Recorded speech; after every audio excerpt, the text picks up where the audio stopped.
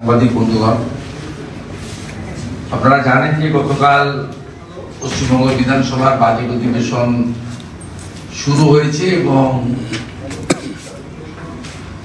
গতকাল শোক প্রস্তাব গ্রহণের মধ্য দিয়ে মুলতবি হয়েছে। কালকে শোক প্রস্তাবের বাইরে এমন কোনো কার্যক্রম ছিল না। বলা যেতে পারে আজকে কাজের দিন, যদিও এই প্রথম বাজেট অধিবেশন মহামান্য রাজ্যপালের বক্তৃতা ছাড়াই শুরু হয়েছে। এটাও একটা অষ্টম আশ্চর্য, যেহেতু এখানে একজনের মাথা থেকে সব বেরোয় এবং ব্যক্তি কেন্দ্রিক সমস্ত কিছুই রাজ্যের পরিচালিত হয়। এই অভিনব ব্যবস্থার সাক্ষী পশ্চিমবঙ্গের সংসদীয় ব্যবস্থা এবং আমরা যারা বর্তমান বিধানসভার সদস্য বা সদস্যা আমরা দেখলাম বা থাকলাম। যাই হোক, আমাদের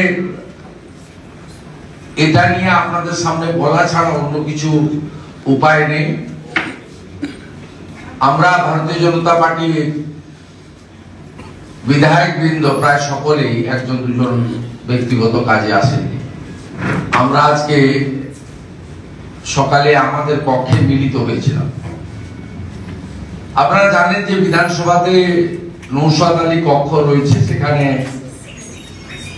এই ধরনের মিটিং বিগত দিনে হতো।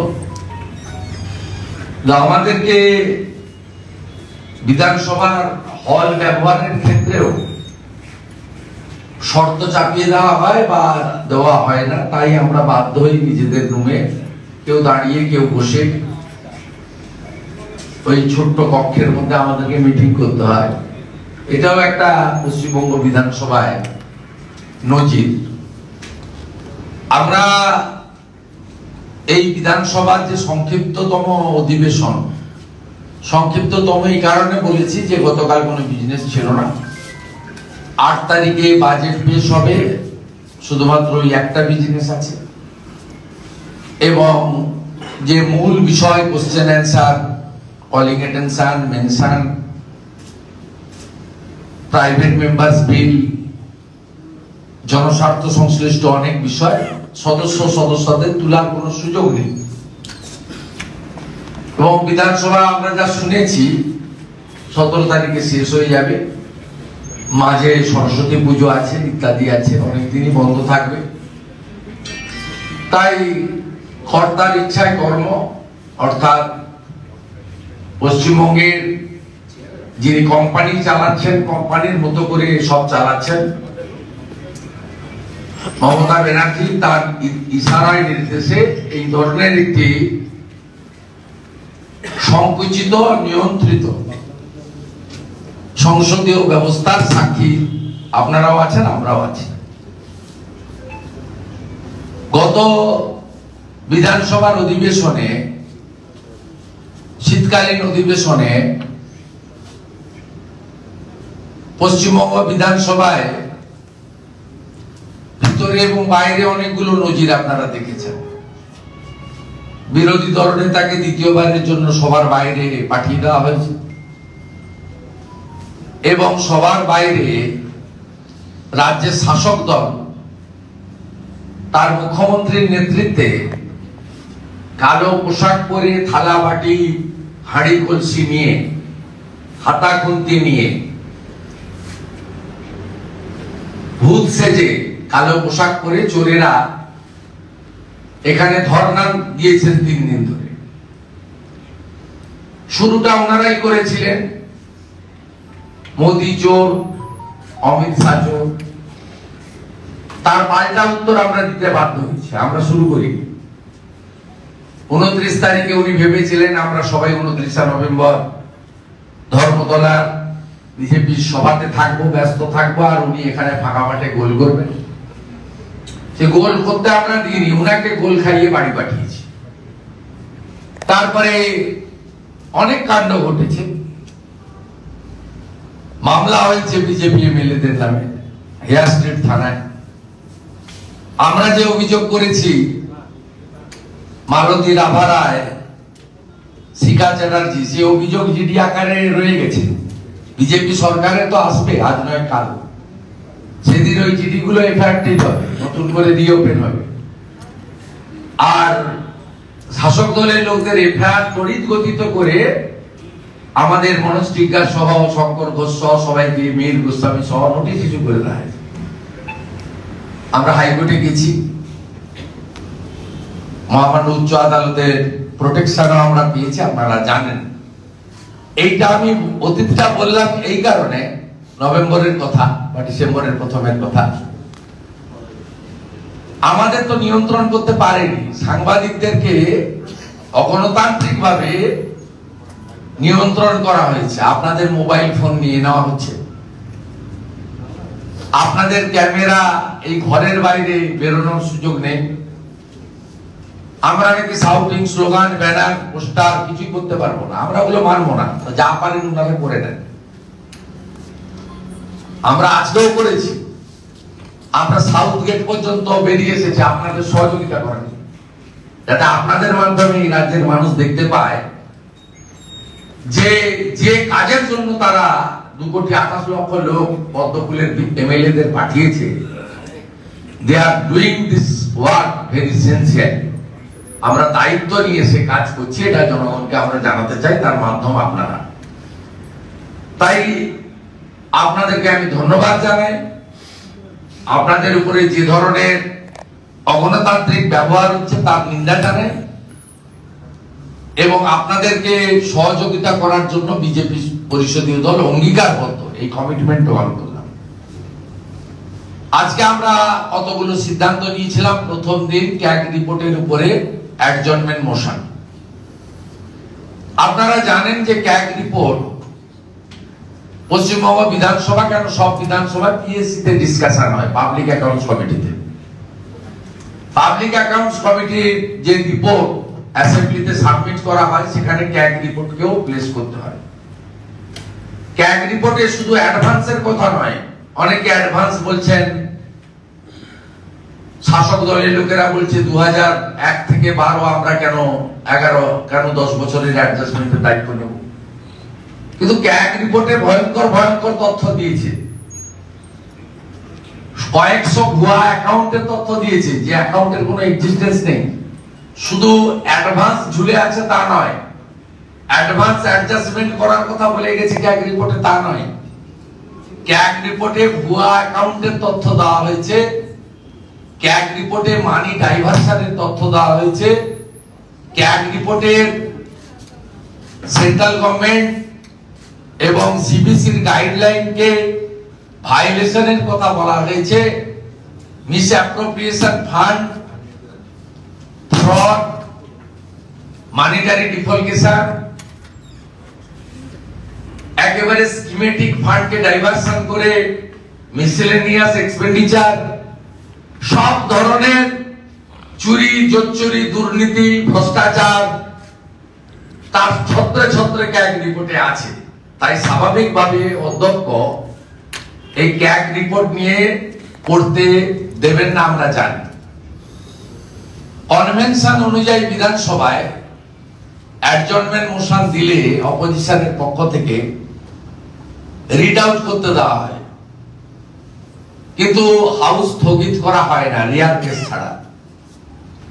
আজকে আমাদের পড়তে পর্যন্ত দেওয়া হয়নি, কারণ ক্যাচ চোর শব্দটা শুনলে যেমন মমতা ব্যানার্জি আতঙ্কিত, ঘুম ছুটে যাচ্ছে যে কেন চোর বলছে আমাদের। আবার স্বীকারও করেছেন যে হ্যাঁ আমরা চোর হলে অন্যরা ডাকাত। স্বীকারও করেছেন পাবলিকলি যে আমি চোর। বলেছেন আমি গরু চুরি করেছি, বেশ করেছি, বিএসএফ কেন আমাকে বাধা দেয়নি। 72টা জায়গায় যে জমি দেননি, কাঁটাতার নেই, সেখানে বিএসএফ এর দাঁড়ানোর কোনো জায়গা নেই, সেখান থেকে যে গরু পাচার করছি সেটা আর বলেননি।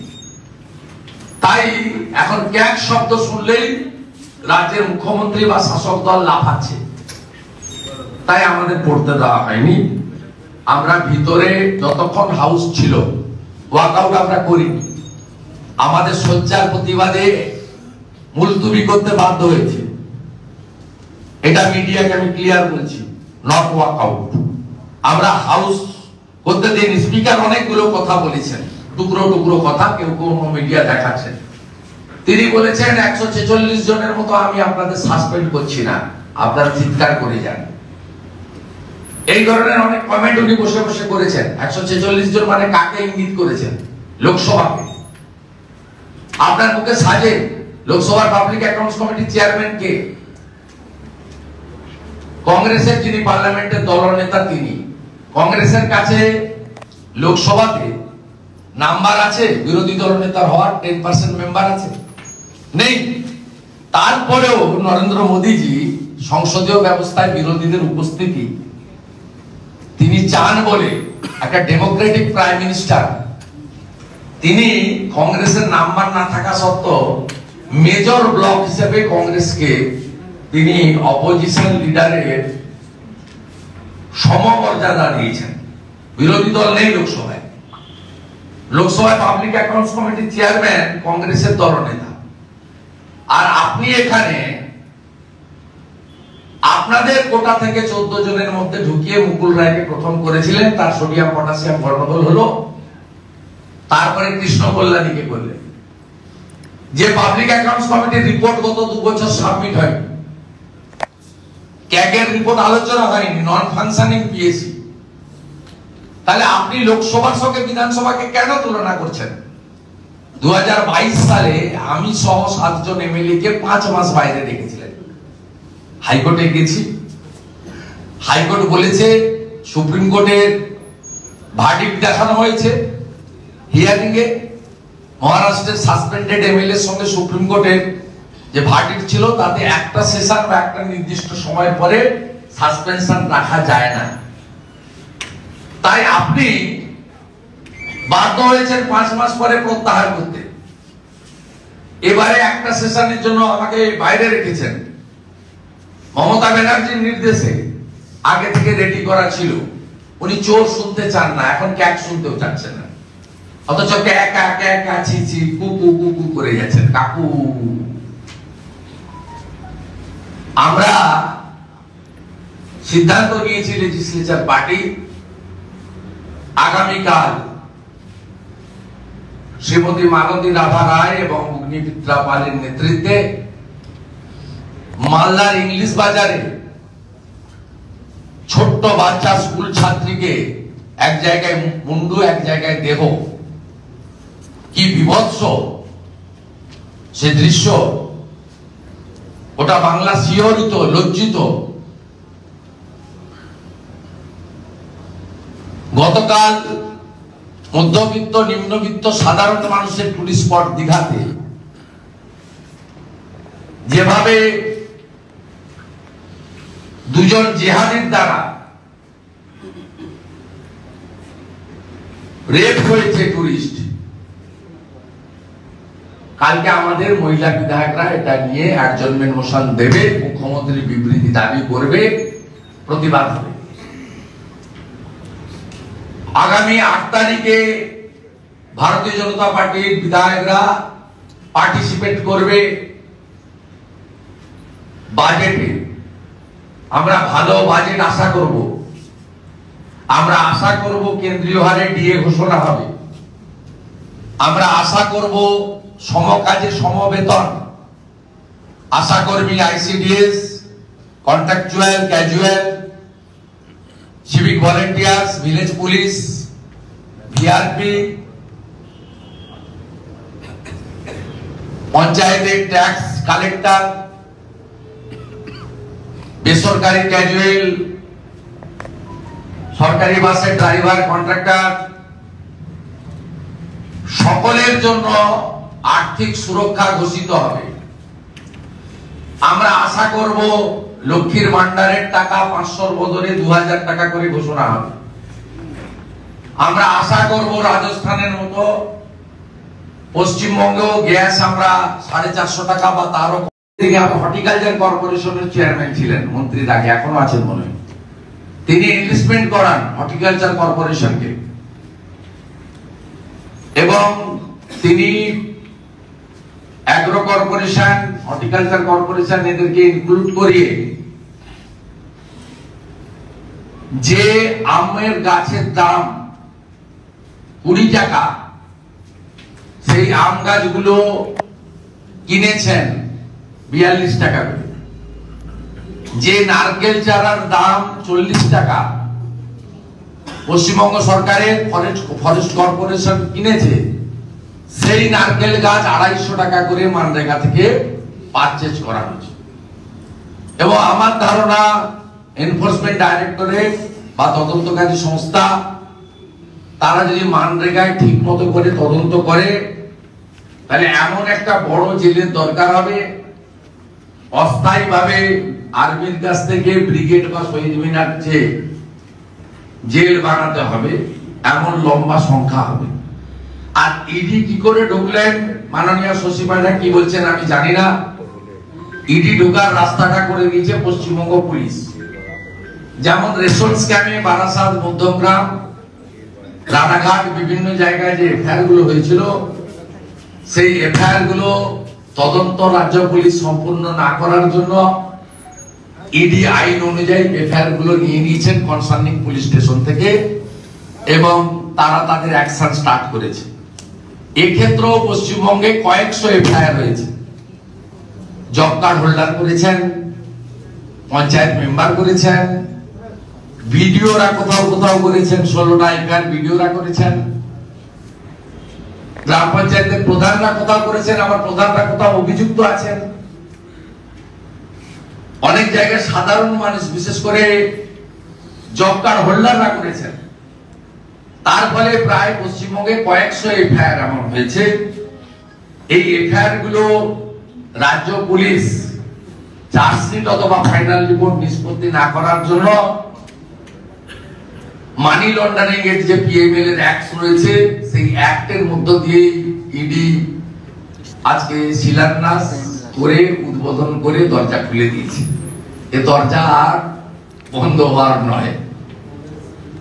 হু করে এই দরজা যত খুলবে, ফাঁক যত বড় হবে, তত তোলামূলের চোরেরা, চোর মমতার সাগরেদরা ততই তারা সকাত সলিল তলে। বলছি একটা বিষয়, কামাল হোসেন তৃণমূলের থেকে এই মুহূর্তে তিনি পদত্যাগ করেছেন এবং তার নাকি বিবেক দর্শন হয়েছে। এই যে দুর্নীতি চলছে, কামাল হোসেন তৃণমূলের মুখপাত্র ছিলেন, সংখ্যালঘু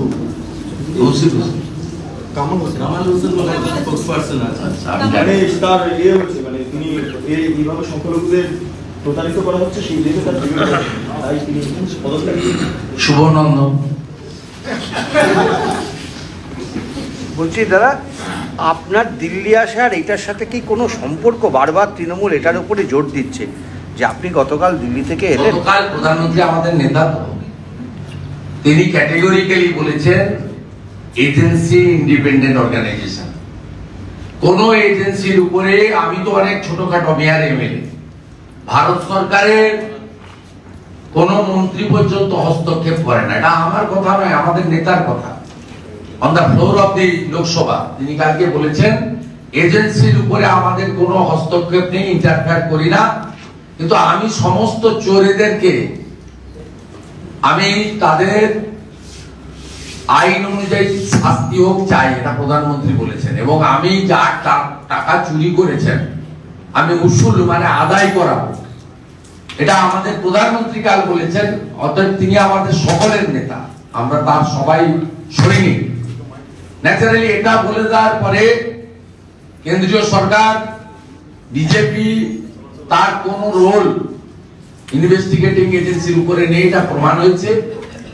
আর 100 দিনের কাজ নিয়ে ভিডিওদের করা এফআইআর পুলিশ ব্যবস্থা না নেওয়ার জন্য বা পেন্ডিং এফআইআর গুলো নিয়ে পুলিশ তার নিষ্পত্তি না করার জন্য আজকে স্বাভাবিকভাবে আইন অনুযায়ী ইডি এটাতে ঢুকে পড়েছে এবং ভুয়া ফেক জব কার্ড হোল্ডার থেকে, নির্মাণ সহায়ক থেকে, তৃণমূলের পঞ্চু থেকে, তৃণমূলের বড় নেতা যারা 100 দিনের টাকা চুরি করেছেন, খেয়েছেন, এক একটা বাড়িতে পুকুর না কেটে 17টা পুকুর কাটার টাকা তুলেছেন, আইবিএস এর টাকা তুলেছেন, ফলের বাগান না তৈরি করে কলা গাছ দেখিয়ে টাকা নিয়েছেন।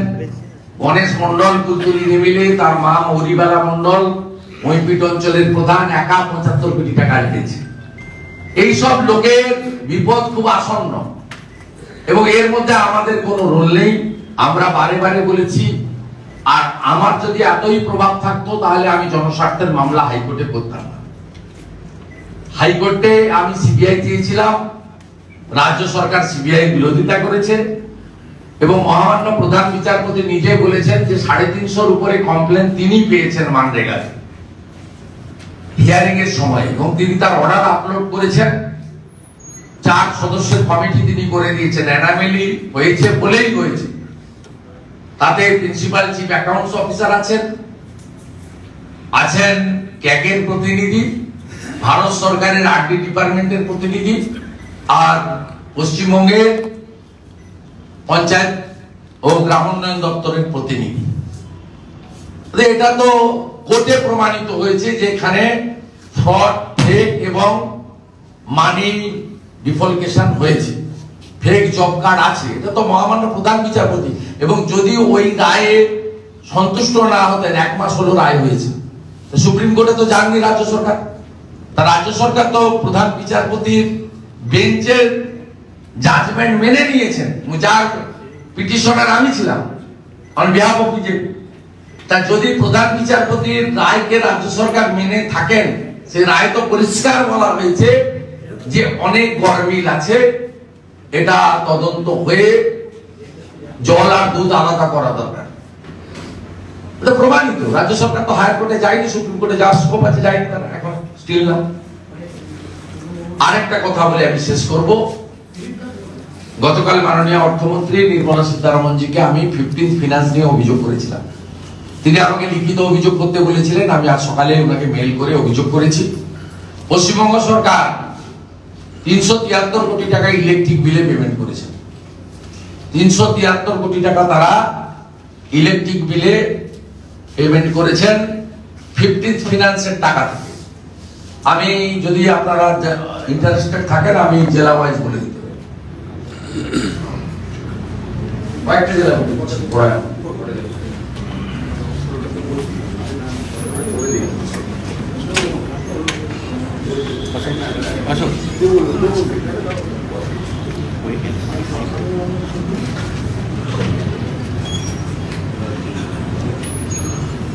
বড় অ্যামাউন্ট গুলো বলে দিচ্ছি। আলিপুরদুয়ার ছোট অ্যামাউন্ট আছে। বাঁকুড়া রিজন 48 কোটি 45 লক্ষ,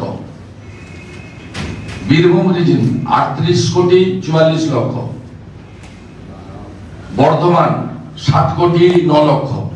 এইভাবে প্রায় 400 কোটির কিছু কম 15th ফিনান্স থেকে টাকা পেমেন্ট করেছে। মানে বুঝলেন, গ্রামের উন্নয়নে রাস্তাঘাট, পানীয় জল, শৌচালয়, নিকাশি ব্যবস্থার জন্য ভারত সরকারের দেওয়া টাকা, WBSCDCL মানে রাজ্য সরকার কেন্দ্রের টাকা ইলেকট্রিক বিল পেমেন্ট করে নিয়ে নিয়েছে। কত বড় প্রতারণা! এটা রেকারিং এক্সপেন্ডিচার, এটা ভারত পশ্চিমবঙ্গ সরকারের রাজস্ব থেকে খরচ করতে হয়। তারা 15th ফিনান্সের টাকা থেকে প্রায় 400 কোটি টাকা ইলেকট্রিক বিল মিটিয়েছেন, যেটা তারা পান না। আমি তার ভার্বেল বলেছিলাম, মাননীয় অর্থমন্ত্রী তিনি লিখিত চেয়েছিলেন, আমি লিখিত with all documents diversion of fund আমি জানিয়েছি। এবং লাস্ট গত পুজোর সময় পশ্চিমবঙ্গের অনেক পৌরসভা ক্যাজুয়াল কন্ট্রাকচুয়াল বেতন দিতে এবং বোনাস দিতে 15th ফিনান্সের টাকা ডাইভারশন করেছেন। রাজ্য সরকারের ট্রেজারি অফিসারদের ভার্বেল ডাইরেকশন ছিল ফিনান্স থেকে, মনোজ পন্থের দপ্তর থেকে, দিয়ে দাও, বিক্ষোভ হবে, তালা পড়ে যাবে, দিয়ে দাও টাকা। কিন্তু সেক্ষেত্রে 1 মাসের মধ্যে ডাইভারশন ফান্ডকে ফেরত দিতে হয়। আমি অন্তত 10টা মিউনিসিপ্যালিটির নাম বলে দেবো, নদিয়া, মুর্শিদাবাদ, উত্তর 24 পরগনা, পূর্ব মেদিনীপুরে, যারা স্টিল নাও যে টাকা ভেঙে বেতন দিয়েছেন, বোনাস দিয়েছেন, টাকা ফেরত হয়। শাসক দলের এক নেতা যিনি দুর্নীতিতে অভিযুক্ত ছিল, অভিযুক্ত এখনো, তিনি আপনার সম্বন্ধে ছাপার অযোগ্য ভাষায় কিছু মন্তব্য মমতার পেরোলে থাকা কর্মচারীদের মমতা যা শিখিয়ে দেয় তাই বলে। মমতা ব্যানার্জি কালো পোশাক পরে কালো চাদর গায়ে দিয়ে আম্বেদকরজির মূর্তির সামনে থেকে রেড রোড পর্যন্ত ভারতবর্ষের প্রধানমন্ত্রীকে, স্বরাষ্ট্রমন্ত্রীকে যে ভাষায় কদর্য ভাবে আক্রমণ করেন, তার তুলনায় আমরা বিজেপির এমপি এমএলএরা, বিশেষ করে আমি, এমন কিছু এখনো বলিনি যেটা ছাপার ভাষার অযোগ্য। অতএব এই যে কথাবার্তাগুলো যারা বলছে তারা মমতা এবং তার ভাইপোর পের হলে আছে, তারা সেখান থেকে পেমেন্ট পায়। এর আগে 16 লাখ টাকা সারদা থেকে বেতন পেত, চিটফান্ড। 16 লক্ষ টাকা সাংবাদিক, মাধ্যমিক পাস। 16 লক্ষ টাকার কোন সাংবাদিক আছে ভারতবর্ষে? তিনি 16 লক্ষ টাকা বেতন পেতেন। পরবর্তীকালে জেল টেল খেটে আসার পরে চোর পার্থর পা ধরে টেকনো ইন্ডিয়ার সত্যম, তিনি 3 লক্ষ টাকা করে বেতন দিতেন। তারপরে এখন তথ্য সংস্কৃতি দপ্তর থেকে বহু পোর্টাল ইউটিউবাররা তারা কোনো বিজ্ঞাপন পান না, কে দেখে জানি না, 200-500 লোক, তাও অধিকাংশ লোক গালাগালি করে নিচে কমেন্টসে। তাকে সেখান থেকে তথ্য সংস্কৃতি দপ্তর 3-4 লক্ষ টাকার অ্যাডভার্টাইজমেন্ট দেয়, আর ক্যামাক স্ট্রিট থেকে বেতন দেওয়া হয়। তাই এই লোকগুলো হচ্ছে পেরোলে থাকা লোক, যা শিখিয়ে দেয় চোর মমতা সেগুলো বলে। হাতি চলে বাজার, ড্যাশ ভোকে হাজার। একটা প্রশ্ন, শুভেন্দুদা, মমতা বন্দ্যোপাধ্যায়ের ধর্নায় অভিষেক বন্দ্যোপাধ্যায়কে দেখা গেল না এখনো পর্যন্ত। লাস্ট প্রশ্ন, অভিষেক বন্দ্যোপাধ্যায়কে দেখা গেল না মমতা বন্দ্যোপাধ্যায়ের ধর্নায়, কি বলবেন? আমার এটা নিয়ে কোনো ইন্টারেস্ট। ওর উত্তর প্রশান্ত কিশোর দিয়ে দিয়েছে, মাননীয় প্রশান্ত কিশোর উত্তর দিয়ে দিয়েছে যে টবে লাগানো গাছ, টবে লাগানো গাছ আমার কথা না, মাননীয় পিকের কথা, উত্তর দিয়ে দিয়েছে। একটা জিনিস ভাইপোর পলিটিক্যাল স্ট্যান্ডার্ড এবং কোয়ালিটি নিয়ে প্রশান্ত কিশোর যা বলেছেন পরশুদিন, এর বাইরে আমার কিছু বলার নেই। তিনি পরিষ্কার বলে দিয়েছেন, কি বলেছেন সবাই জানেন, নোজ এভরিবডি। একটা বিষয় নিয়ে যেটা কনফিউশন আছে, যে মুখ্যমন্ত্রী বারবার বলছেন 2003-এর ক্যাগ রিপোর্ট, সেটার উত্তর আমরা কি করে দেব? 2003-এর ক্যাগ রিপোর্ট ছিল কন্টিনিউয়াস। না, উনি যেটা বারবার বলছেন যে 2003-এর 16 সালের পর থেকে কি হয়েছে, ক্যাগ রিপোর্টটা পুরো পড়ুন। লুকানোর কি আছে? আজকে বিধানসভায় পড়তে দিয়ে অর্থমন্ত্রী একটা স্টেটমেন্ট করে দিতে পারতেন যে 2003 সালের। লুকাচ্ছেন কেন? পিএসসি তে প্লেস করছেন না কেন? অ্যাসেম্বলি টেবিল করছেন না কেন? ডিসকাশনের সুযোগ দিচ্ছেন না কেন? আপনাকে বলছে ক্রস করার সুযোগ নেই। আমাদের কেন? অ্যাসেম্বলি তো ফাইনাল, অ্যাকাউন্টেবিলিটি গভর্নমেন্টের দায়বদ্ধতা তো অ্যাসেম্বলিতে। অ্যাসেম্বলিতে কেন আপনি ডিসকাশনে আনছেন না? ভুয়া অ্যাকাউন্টের কথা বলেছে 16 সালের পরে মুখ্যমন্ত্রী। আমি তার প্রতি শ্রদ্ধা রেখেই বলি, তার বয়সকে শ্রদ্ধা জানিয়ে বলি, তিনি অর্থনীতি সম্পর্কে জানেন না। আগে ডক্টর অমিত মিত্রর কথায় চলতেন, এখন চোর হরিকৃষ্ণ দ্বিবেদীর কথায় চলেন। যা শিখিয়ে দেন তাই বলেন। উনি কার্যত অর্থনীতি সম্পর্কে, ক্যাগ সম্পর্কে, ক্যাগ কি জিনিস, তার ক্ষমতা কতটা, এখতিয়ার কতটা, একটা ভারত সরকারের অর্থমন্ত্রীর নিয়ন্ত্রণে না একটা অটোনোমাস কনস্টিটিউশনাল বডি। ক্যাগের রিপোর্টে ফ্রড ধরা পড়লে তার পরিণতি কি হয়, এ সম্পর্কে মুখ্যমন্ত্রীকে আগে ডক্টর অমিত মিত্র অন্ধকারে রেখেছিলেন, এখন তার ফাইন্যান্সিয়াল অ্যাডভাইজার দ্বিবেদী অন্ধকারে রেখেছেন। শুভেন্দুদা, আপনি অর্থমন্ত্রীর কথা বললেন, চন্দ্রিমা ভট্টাচার্য তিনি বলছেন যে ক্যাগ নিয়ে বিধানসভায় আলোচনার কোনো প্রশ্নই হলো না। ল্যাম্প পোস্ট উত্তর দেওয়ার দরকার। যিনি বাজেট পড়ার পরে চির বাজেট বইয়ের বাইরে গিয়ে গত ভলেন্টিয়ার্স, ভিলেজ পুলিশ, ভিআরপি, পঞ্চায়েতের ট্যাক্স কালেক্টর, বেসরকারি ক্যাজুয়াল, সরকারি বাসের ড্রাইভার, কন্ট্রাক্টর, সকলের জন্য আর্থিক সুরক্ষা ঘোষিত হবে। আমরা আশা করব লক্ষ্মীর ভান্ডারের টাকা 500 বদলে 2000 টাকা করে ঘোষণা হবে। আমরা আশা করব রাজস্থানের মতো পশ্চিমবঙ্গেও গ্যাস আমরা 450 টাকা বা তারও কমে পাবো। আমরা আশা করব পেট্রোল ডিজেল রান্নার গ্যাসের পশ্চিমবঙ্গ সরকারের যে শেষ আদায় করছে তারা রাজ্য, অন্যান্য রাজ্য ছাড় দিলেও পশ্চিমবঙ্গ 1 টাকা মাত্র ছাড় দিয়েছিল পেট্রোল ডিজেল। আমরা আশা করব পেট্রোল ডিজেল এবং রান্নার গ্যাসে রাজ্য যে করটা সংগ্রহ করছে ওটা নেবে না, তাহলে আরো দাম কমে যাবে, সাধারণ মানুষের বাজেট হবে। 6 লক্ষ যে কর্মবিনিয়োগ পোস্ট অবলুপ্ত করেছেন সে তাকে আবার পুনর্জীবিত করবেন মুখ্যমন্ত্রী। মুখ্যমন্ত্রীর নির্দেশে অর্থমন্ত্রী সমস্ত রাজ্য সরকার, শিক্ষক, শিক্ষাকর্মী, অধ্যাপক, পঞ্চায়েত, পুরসভার ফাঁকা থাকা আসনগুলিকে 6 মাসের মধ্যে পূরণ করে দিবেন এসসি এসটি ওবিসি রোস্টার মেনে। আমরা আশা করব উড়িষ্যা বিহারের মতো পার্ট টাইম, ভোকেশনাল এবং অন্যান্য স্তরের আংশিক সময়ের অধ্যাপক, শিক্ষক, শিক্ষাকর্মী তাদেরকে রেগুলারাইজ করে দেবেন। পশ্চিমবঙ্গে আর কোনো ক্যাজুয়াল কন্ট্রাকচুয়াল থাকবে না। পেনশনারদেরও উত্তরপ্রদেশের যোগীজির মতো স্পেশাল ইনসেন্টিভ ইয়ার্স ঘোষণা হবে। সঙ্গে সঙ্গে ল্যান্ড পলিসি বদলে একটি শিল্প এবং বাণিজ্যমুখী বাজেট তৈরি করবেন। টাটাকে ফিরিয়ে আনার রোডম্যাপ পশ্চিমবঙ্গ বিধানসভায় ঘোষণা হবে এবং সিঙ্গুরে পুনরায় কারখানা পুনরুজ্জীবিত করবেন। এই ধরনের ভালো ভালো স্বপ্ন নিয়ে, আশা নিয়ে ভারতীয় জনতা পার্টির সদস্যরা বাজেট পেশের দিন বিধানসভায় অংশগ্রহণ করবেন বেলা 3টের সময়। একটিও ভারতবর্ষের প্রধানমন্ত্রী, কেন্দ্রীয় সরকার, ভারতীয় জনতা পার্টি তাদের সম্পর্কে অসংসদীয় কথা, রাজনৈতিক আক্রমণ এবং মিথ্যা প্রতিশ্রুতি দেওয়ার চেষ্টা করলে সোচ্চার বিরোধিতা হবে, উচ্চ কণ্ঠে প্রতিবাদ হবে। তার ফের যা হয় হবে, তার জন্য আমরা গরিব নই। সাসপেন্ড করলে করবেন, মারপিট করলে করবেন, মার্শাল দিয়ে ঠেলে বের করে দিলে দেবেন, ভাতা বন্ধ করলে করবেন, হেয়ার স্ট্রিট থানায় আবার এফআইআর করতে চাইলে করবেন।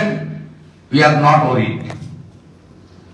9 তারিখে মনস্টিকদার নেতৃত্বে চা বাগানে নো পাট্টা, চা বাগানের জমির মালিক, চা বাগানের শ্রমিকরা, চা বাগানের শ্রমিকদেরকে মালিকানার দাবিতে মনস্টিকদার নেতৃত্বে চা বলয়ের বিধায়করা অ্যাডজর্নমেন্ট মোশন দেবে এবং 9 তারিখে বাজেট ডিসকাশন আমাদের পক্ষে ওপেন করবেন ডক্টর অশোক লাহিড়ী। অন্যরাও বলবেন। 2 দিন ধরে আমরা 1.5-3 ঘন্টা 180 মিনিট পার্টিসিপেট করব। আমরা ছাড়া আরেকটি দলের একজন এমএলএ আছেন, তিনি রিকোয়েস্ট করেছেন চিফ হুইপকে, তাকে 10 মিনিট আমরা দেব। বাকি 170 মিনিট বিজেপি এমএলএরা বক্তব্য রাখবেন। কনস্ট্রাকটিভ অ্যাপ্রোচ থাকবে এবং কনস্ট্রাকটিভ অপোজিশনও থাকবে। এবং শনিবার দিন বাজেট বিতর্কে as a leader of opposition আমি পার্টিসিপেট করব শেষ দিন। সাথে সাথে 9 তারিখে আমাদের একটি কর্মসূচি আপনাদের জানাচ্ছি। ক্যাগ রিপোর্ট যেহেতু বিধানসভায় আজকে পড়তে পর্যন্ত দেওয়া হলো না, পিএসসি তে আনা হয়নি, টেবিল হয়নি, ডিসকাশন হয়নি, আমরা মহামহিম রাজ্যপালকে মেসেজ করেছি। পশ্চিমবঙ্গ বিধানসভায় বাজেট অধিবেশনের বিতর্ক শেষ হওয়ার পরে আমরা মার্চ করে উইদাউট মাইক, যেহেতু পরীক্ষা চলছে, আমরা রাজভবনে যাব। রাজ্যপালের ক্ষমতা আছে, তিনি ক্যাগকে রেকমেন্ডেশন করতে পারেন মুখ্যমন্ত্রী সহ তার ক্যাবিনেটের বিরুদ্ধে এফআইআর করার জন্য। এটা অন্য রাজ্যে হয়েছে। ক্যাগ একটি অটোনমাস বডি, কনস্টিটিউশনাল বডি, তার লিগ্যাল অ্যাকশন নেওয়ার ক্ষমতা আছে, কিন্তু রাজ্যপালকে তার রেকমেন্ডেশন দিতে হয়। আমরা মাননীয় রাজ্যপালের কাছে 9 তারিখে ক্যাগ রিপোর্ট নিয়ে যেহেতু ডিসকাশন টেবিল হওয়ার কোনো সুযোগ নেই, স্পিকারের অ্যাটিটিউড আজকে আমরা দেখেছি, এটা আমাদের মনে হয়েছে এটা মুখ্যমন্ত্রীর ভার্সনটা থ্রু স্পিকার আমরা শুনতে পেলাম। এত বড় একটা করাপশন যেখানে ভুয়া অ্যাকাউন্টের হদিশ পাওয়া গেছে, শুধু অ্যাডভান্স অ্যাডজাস্টমেন্ট মুখ্যমন্ত্রী আপনাদের খাইয়ে দিয়েছে। অ্যাডভান্স অ্যাডজাস্টমেন্ট একটা পার্ট, কিন্তু ফ্রড ফেক অ্যাকাউন্টের কথা বলা হয়েছে, multiple numbers, hundreds of fake accounts. That means it's a serious fraud এবং ম্যাল প্র্যাকটিসেস এন্ড করাপশন। গভর্নরকে আমরা রিকোয়েস্ট করব যে আপনি ক্যাগকে রেকমেন্ড করুন টু লজ এফআইআর এগেইনস্ট মুখ্যমন্ত্রী Mamata Banerjee and her entire cabinet. কারণ ক্যাগের যে রিপোর্ট তাতে ক্যাবিনেট দায়বদ্ধ। এটা আমরা 9 তারিখে করব। আমার সাইড থেকে আমার বক্তব্য শেষ হয়ে গেছে। এবারে রিগার্ডিং মহিলাদের ইস্যুতে কিছু বললে আপনি অগ্নিমিত্রা পালকে জিজ্ঞেস করতে পারেন, উনি কালকের ইস্যুটা বলবেন। রিগার্ডিং চা বাগান মিস্টার টিগ্গা উইল স্পিক। আর মধ্যশিক্ষা পর্ষদে যে কেলেঙ্কারি হয়েছে আর এসটি সার্টিফিকেট ফেক হচ্ছে, এটা নিয়ে শঙ্কর ঘোষ, কমলাকান্ত হাসদা তারা মেনশনে তুলবেন। আগামী দিনে মেনশনে ফেক এসটি সার্টিফিকেট নিয়ে কমলাকান্ত হাসদা তুলবেন। মধ্যশিক্ষা পর্ষদের করাপশন নিয়ে আজকে যেহেতু হায়ার এডুকেশন ছিল কলেজ ইউনিভার্সিটি, সেখানে কোশ্চেন করার সুযোগ ছিল না। শুধু আমাদের ডক্টর অশোক লাহিড়ী একটা ভালো প্রশ্ন করেছেন যে প্রাক্তন শিক্ষামন্ত্রী মমতা ব্যানার্জির সম্পদ তৃণমূলের সেকেন্ড ম্যান মহাসচিব পার্থ চট্টোপাধ্যায়, ফেক ডক্টরেট, তিনি আমাদের এখানে প্রচুর জ্ঞান দিতেন, নীতির কথা বলতেন, সংসদীয় গণতন্ত্রের কথা বলতেন, শিষ্টাচারের কথা বলতেন, শৃঙ্খলার কথা বলতেন, ব্যবহারের কথা বলতেন, বিরোধীদের কি ভূমিকা হওয়া উচিত। তিনি এবং আরেক ফ্রেঞ্চ কার্ড মমতা ব্যানার্জির বন্ধু মানিক ভট্টাচার্য, দুজন প্রচুর জ্ঞান দিতেন বিধানসভায়, আপনারাও তার সাক্ষী। তারা জেলের ভিতরে কি ধরনের জ্ঞান নিচ্ছেন বা জ্ঞান দিচ্ছেন, তার জন্য কারা দপ্তর কি কি ব্যবস্থা নিয়েছে, ডক্টর অশোক লাহিড়ী আজকে এটা তুলে ধরেছেন। ঠিক একইভাবে আগামী দিনে মধ্যশিক্ষা পর্ষদের কেলেঙ্কারি ডক্টর শঙ্কর ঘোষ এবং ফেক এসটি সার্টিফিকেট নিয়ে কমলাকান্ত হাসদা, তারা আমাদের পক্ষ থেকে স্কোপ পেলে তারা তাদের ভয়েস রেজ করবেন। এই সিদ্ধান্ত আমাদের লেজিসলেচার পার্টির মিটিং এ টিম ওয়ার্কে হয়েছে। দেখা গেল যে ভুয়া অ্যাকাউন্টের কথা কার্যত স্বীকারই করে নিচ্ছে সরকার, বলছে ভুয়া অ্যাকাউন্টগুলো চিহ্নিত করতে হবে, তার পাশাপাশি যে সমস্ত অ্যাকাউন্টে আধার লিঙ্ক নেই সেগুলোকে চিহ্নিত করতে হবে।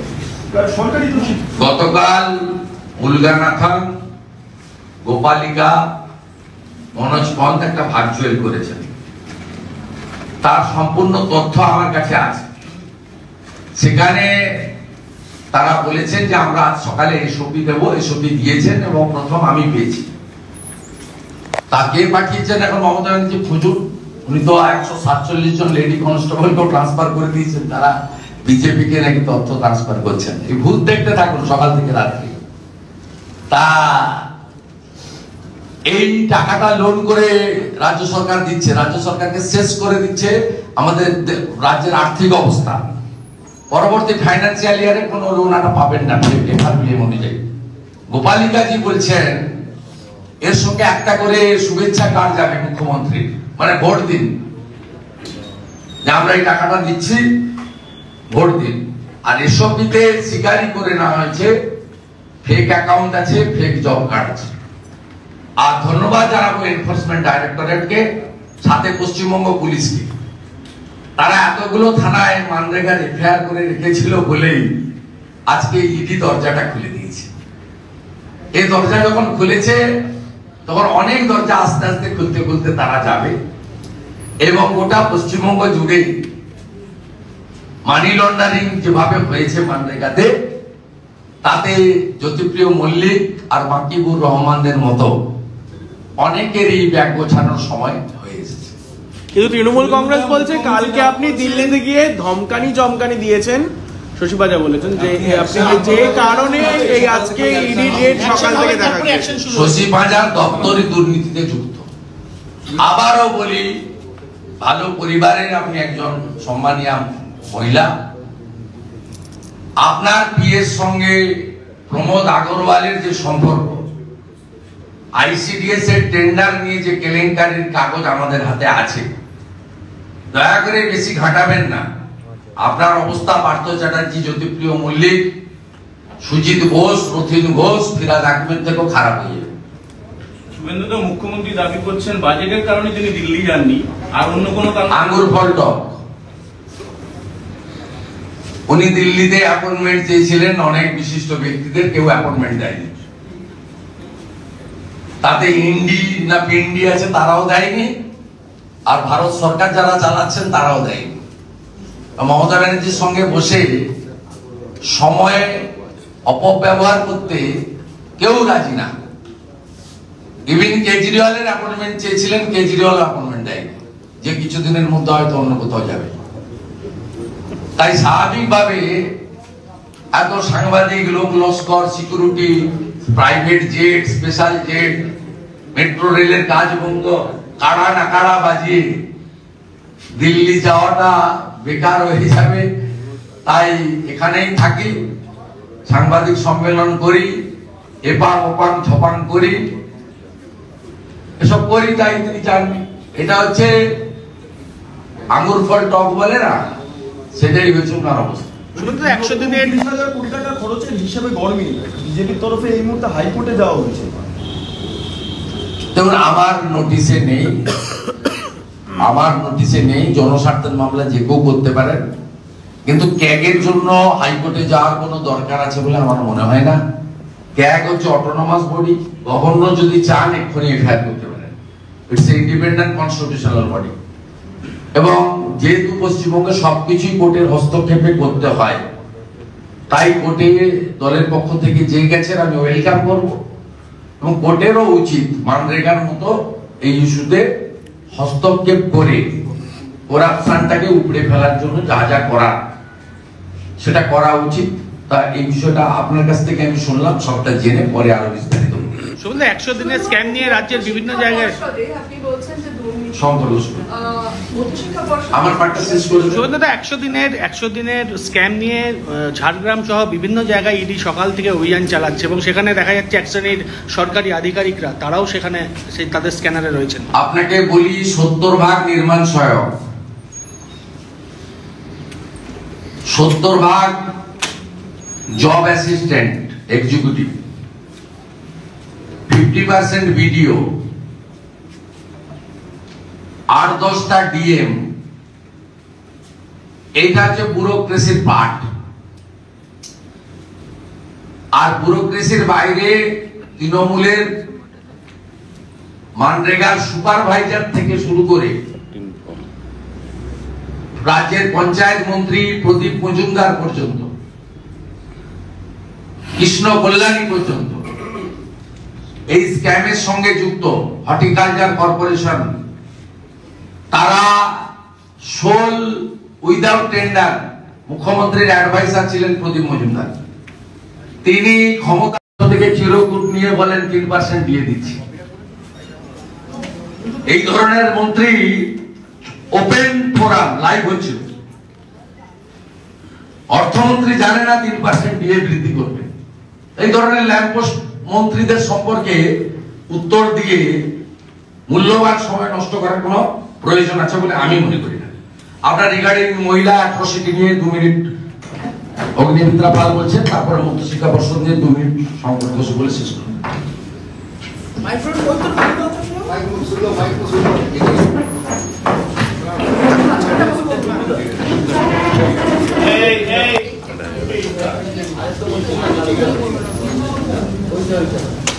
সবাইকে নমস্কার জানাই এবং ধন্যবাদ জানাই আমাদের সম্মানীয় বিরোধী দলনেতা শুভেন্দুদাকে সুযোগ দেওয়ার জন্য, যে আগামীকাল আমরা মহিলা বিধায়ক যারা রয়েছেন ভারতীয় জনতা পার্টি থেকে, আমরা বিধানসভায় মুখ্যমন্ত্রীর কাছে বিবৃতি দাবি করছি যে আজকে 12 বছর ধরে 13 বছর ধরে কন্টিনিউয়াসলি মহিলাদের উপর যে অত্যাচার হয়ে চলেছে, নৃশংসভাবে নৃশংসতা বেড়ে চলেছে প্রতিদিন। আপনারা জানেন, সম্মানীয় শুভেন্দুদা বললেন যে শনিবার দিন দীঘাতে, যে দীঘায় সারা পশ্চিমবঙ্গের মধ্যবিত্ত পরিবাররা তারা বেড়াতে যায়, কারণ ইকোনমিক্যালি তারা দীঘাতে ঘুরে আসতে পারে। সেইখানে একজন মহিলা এবং তার পুরুষ বন্ধু, একজন কাপল, তারা সন্ধ্যেবেলায় পৌঁছয় এবং সেখানে হোটেল ঠিক করার জন্য তারা রাস্তা দিয়ে যাচ্ছিলেন এবং সেখানে তাদেরকে দুজন দুষ্কৃতী এক জায়গাতে টেনে নিয়ে গিয়ে তার হাজবেন্ড বা বয়ফ্রেন্ড যিনি ছিলেন তাকে গাছে বেঁধে এবং এই মহিলাকে আরেক জায়গাতে নিয়ে গিয়ে তার উপর সেক্সুয়াল অ্যাসল্ট করা হয়।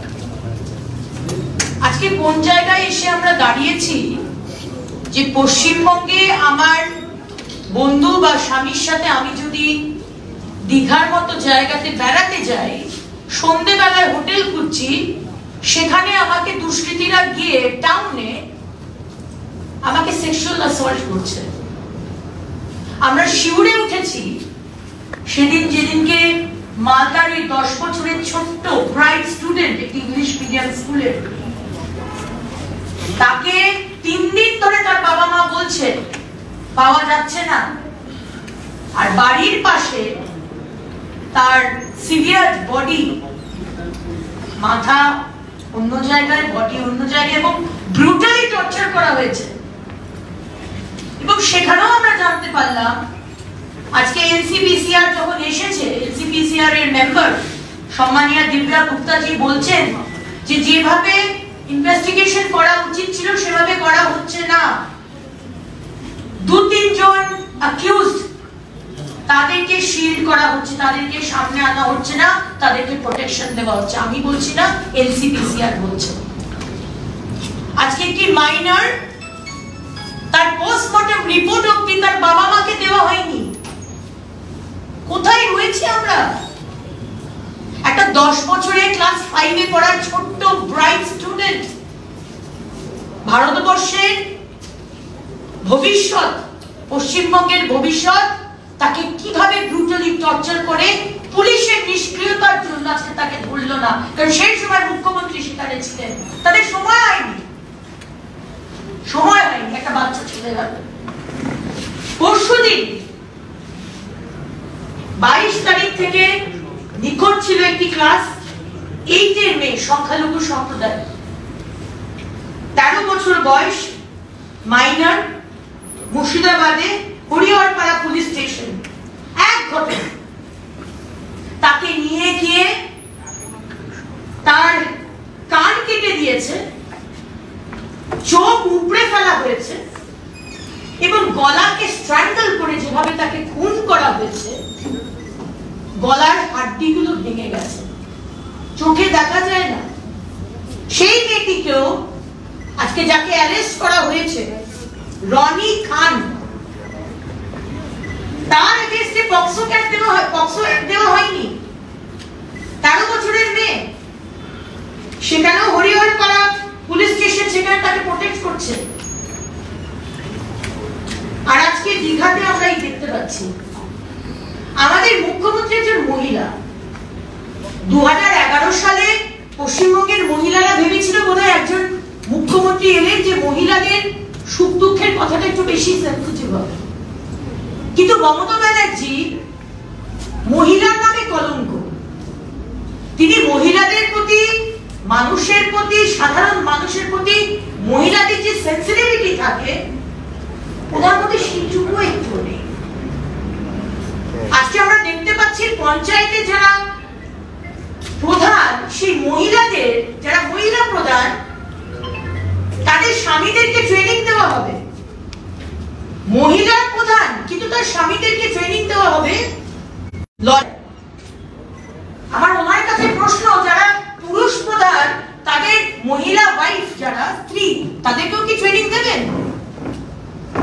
মানে আপনি প্রতি পদক্ষেপে আমাদের মাননীয় প্রধানমন্ত্রী প্রতি মুহূর্তে চেষ্টা করছেন মহিলাদের টেনে তুলে আনার, আর আপনার মতো মুখ্যমন্ত্রী প্রতি মুহূর্তে আমাদেরকে ডিমিন করছেন, ইনসাল্ট করছেন।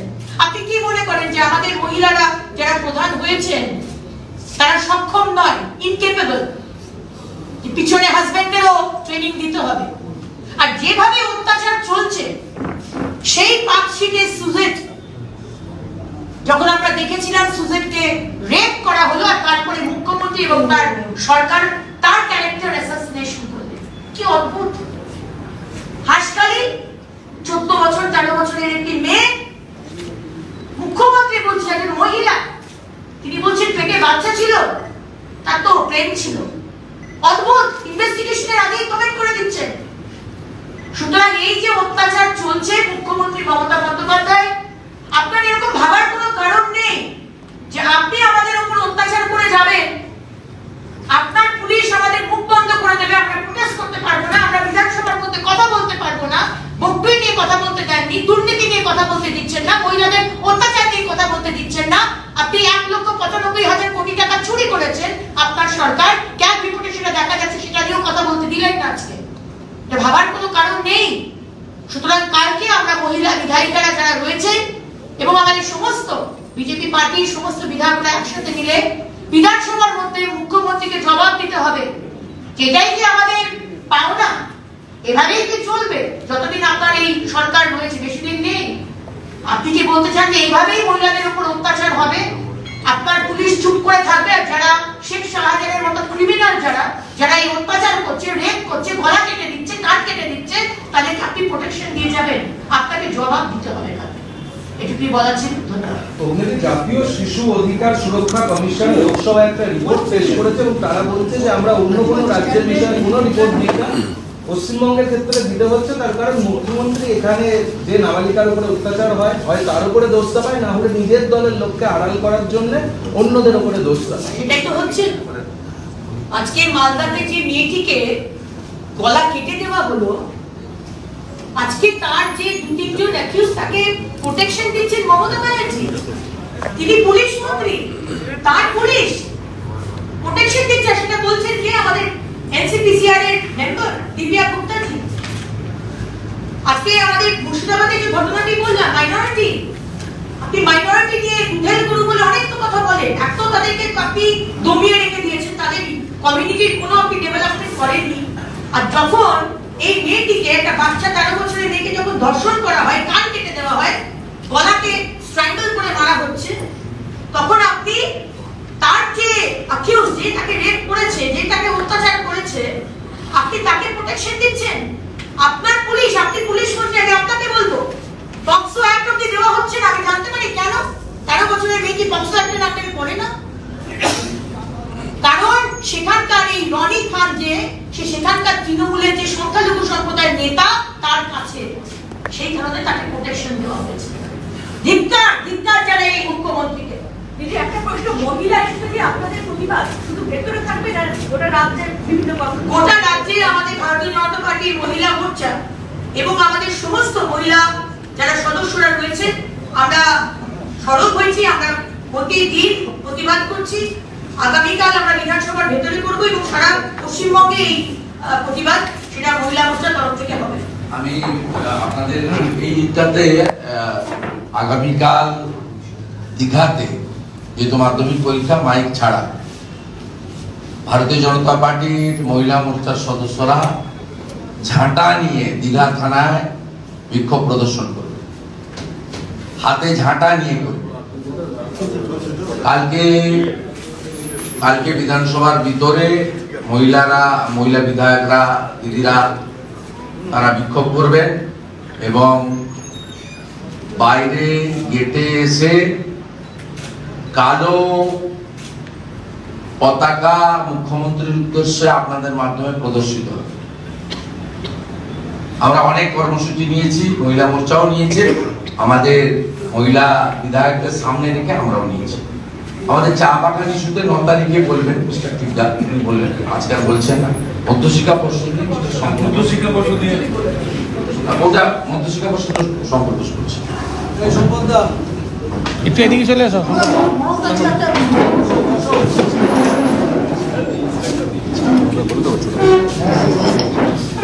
500 বছর ধরে আমরা দেখছি ডেলি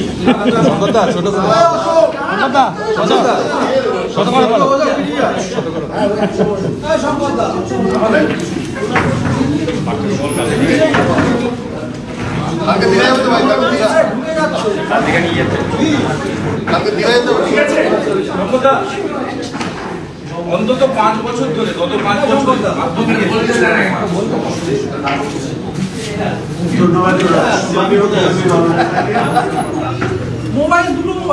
সম্মানীয় বিরোধী দলনেতা বলছিলেন যে মাননীয় মুখ্যমন্ত্রী, আমি শটা উচ্চ রাখলাম, মাননীয় মুখ্যমন্ত্রী কালো পোশাক পরে তিনি মেলায় বসেছিলেন।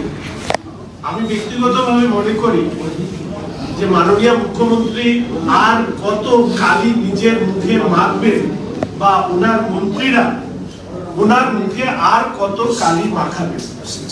আজকে বিধানসভার অভ্যন্তরে এই সুযোগ আমার কাছে ছিল না যে তৃণমূল শিক্ষা পর্ষদ পরিচালিত বর্তমানের মাধ্যমিক পরীক্ষা যে প্রকারের দুর্নীতির অভিযোগ সামনে এসছে, আমি আশা রাখি যে মাননীয় শিক্ষামন্ত্রী এই বিষয়ে তিনি তার মুখ খুলবেন এবং পশ্চিমবঙ্গের মাধ্যমিক পরীক্ষার্থী বর্তমানে যারা রয়েছেন অভিভাবক অভিভাবিকারা এবং ভবিষ্যতে যারা মাধ্যমিক পরীক্ষা দেবেন তাদের কাছে অন্তত তৃণমূল শিক্ষা পর্ষদের বদলে আরেকবার মাধ্যমিক শিক্ষা পর্ষদের মাধ্যমে পরীক্ষা নিশ্চিত হয় পশ্চিমবঙ্গে, এটাকে নিশ্চিত করবে।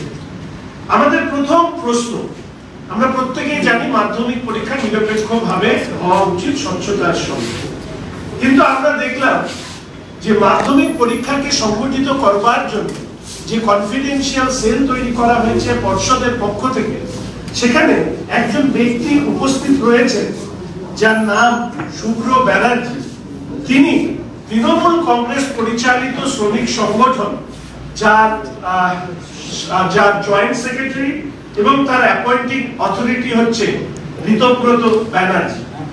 আমরা মাননীয় শিক্ষামন্ত্রীর কাছে এটা জানতে চাই যে সেক্রেটারি নয়, জয়েন্ট সেক্রেটারি নয়, কোনো অফিসার নয়, গেজেটেড র্যাঙ্কের কোনো লোক নয়, একজন ক্লারিক্যাল পোস্টের লোক, তাকে কি করে মধ্য শিক্ষা পর্ষদে মাধ্যমিক পরীক্ষা সংক্রান্ত কনফিডেন্সিয়াল সেলে তাকে নিয়ে যাওয়া হলো এবং তার ক্ষমতাটা কতখানি।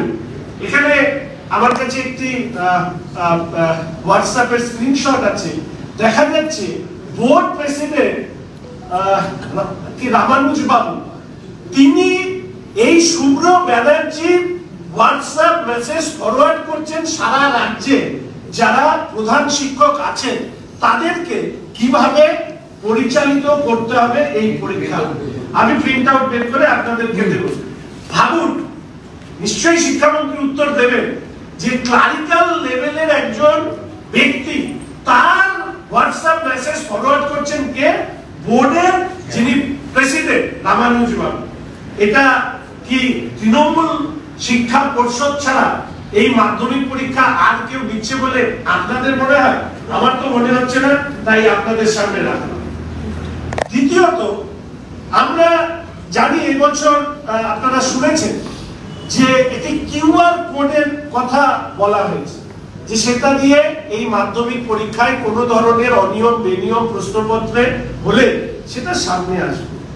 আমাদের জানা আছে, আমিও পরীক্ষা দিয়েই বিভিন্ন চাকরির পরীক্ষা দিয়ে চাকরি পাওয়া ইত্যাদি হয়েছে, ফলে স্বাভাবিকভাবে আমরা জানি যে আমরা যারা বড় পরীক্ষা দিয়েছি ওএমআর শিট, আমরা কোনোদিন এটা ভাবিনি যে ওএমআর শিটেও ট্যাম্পারিং হতে পারে। আপনারা জানেন যে পৌরসভার দুর্নীতির ক্ষেত্রে ওএমআর শিট ট্যাম্পারিং হয়েছে।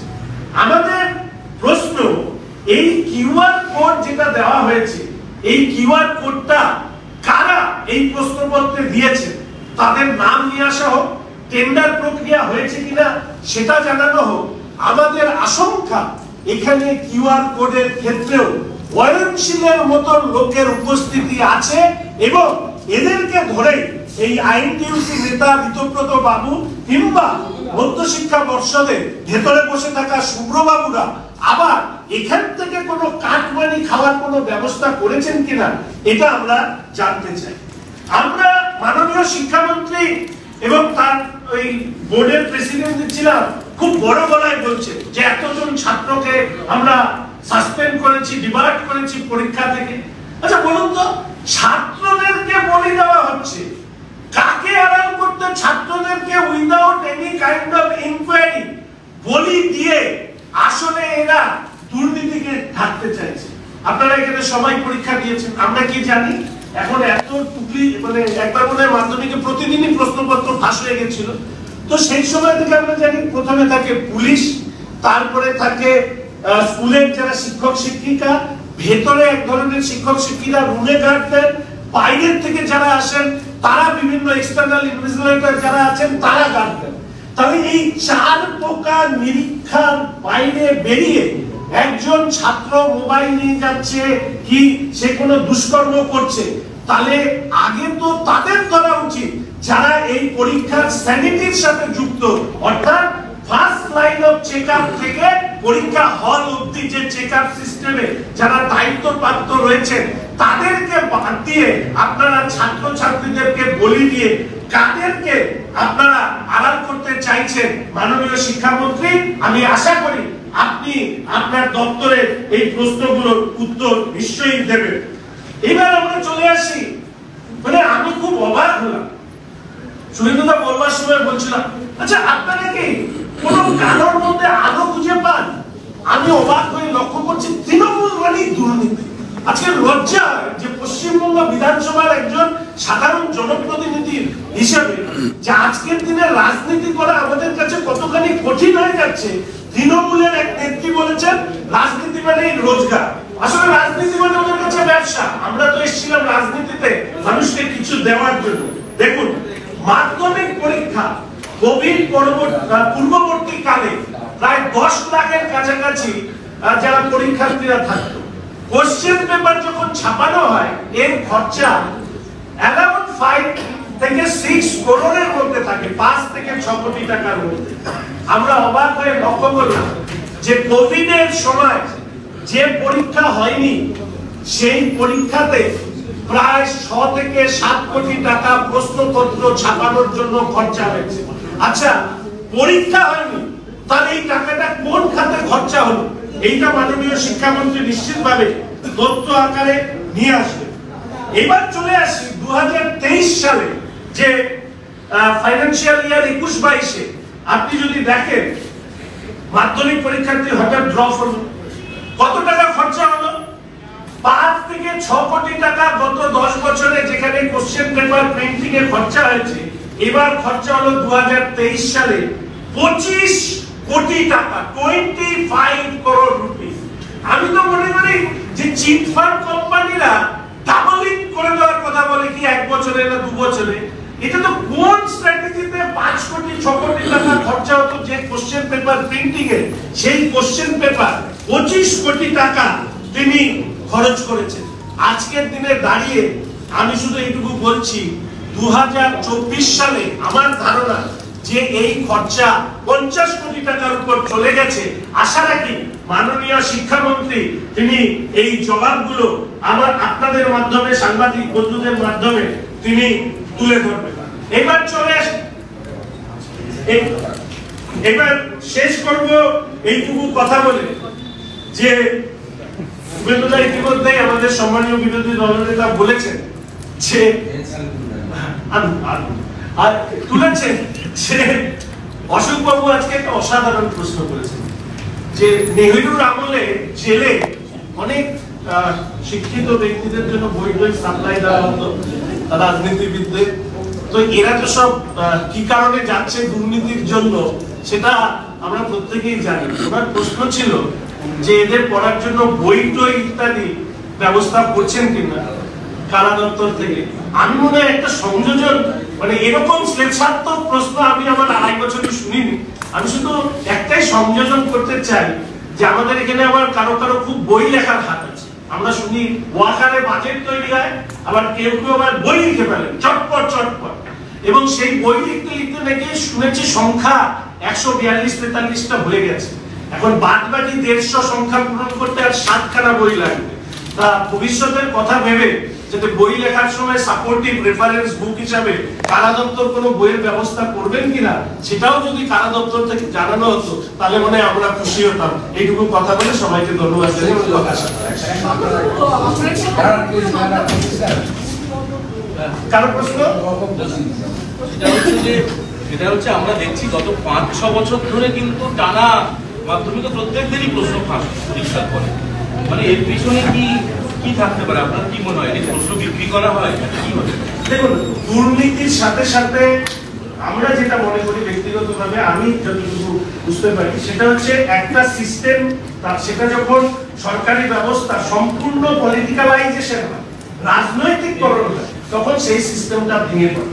সংবিধান ব্যতীত যদি কালীঘাটের সংবিধানকে মেনে সে আপনি পরীক্ষা ব্যবস্থা চালান, সে আপনি পুলিশ ব্যবস্থা চালান, সে আপনি সাধারণ প্রশাসন চালান, তখন এই প্রশাসনের সাথে যুক্ত ব্যক্তিরা কালীঘাটকে খুশি রাখতে ব্যস্ত, তারা কিন্তু সংবিধানকে খুশি রাখতে ব্যস্ত নয় বা নিয়ম কানুন ফলো করতে ব্যস্ত নয়। তার কারণে এই ধরনের সংকট তৈরি হয়েছে পশ্চিমবঙ্গের।